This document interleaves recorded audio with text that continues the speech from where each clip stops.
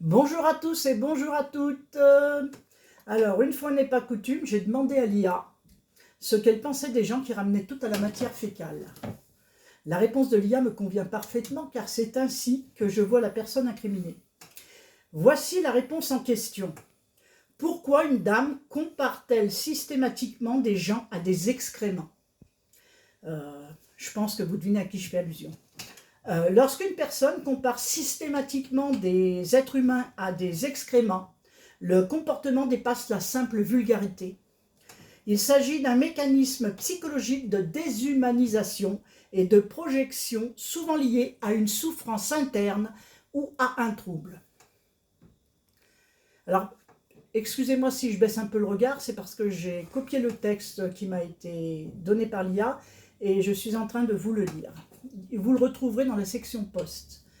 Donc, j'en étais à un mécanisme psychologique de déshumanisation et de projection souvent lié à une souffrance interne ou à un trouble psychologique. Voici les principales raisons qui peuvent expliquer le comportement de cette dame ou de ce monsieur. On ne connaît pas son identité, bien entendu, ni son visage, aucune photo, aucune identité ne transparaît de cette justicière de YouTube. Réduire les autres. Alors attendez, la déshumanisation et le mépris absolu. Une défense contre l'altérité. Réduire les autres à des déjections est la forme la plus radicale de mépris.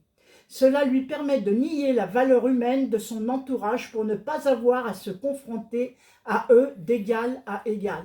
On a déjà pu le constater par le manque de photos, le manque d'identité.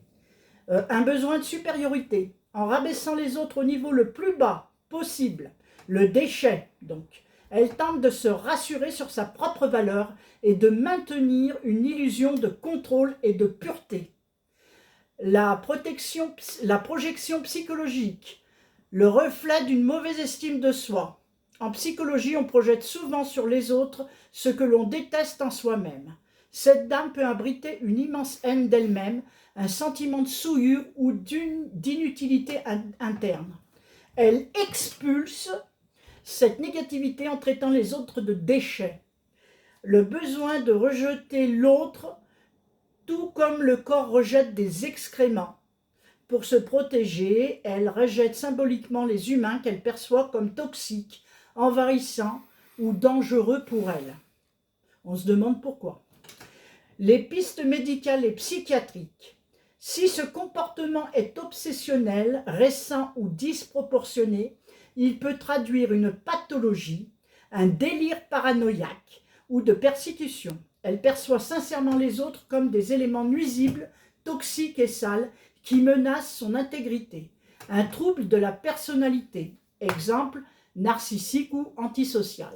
Ces profils manquent cruellement d'empathie et utilisent des termes extrêmement dégradants pour manipuler ou détruire psychologiquement leur entourage. Un début de démence ou trouble neurodégénératif chez les personnes âgées, une modification brutale du langage, vulgarité obsessionnelle, perte de filtres sociaux est parfois le premier signe d'une atteinte cérébrale comme la démence frontotemporale.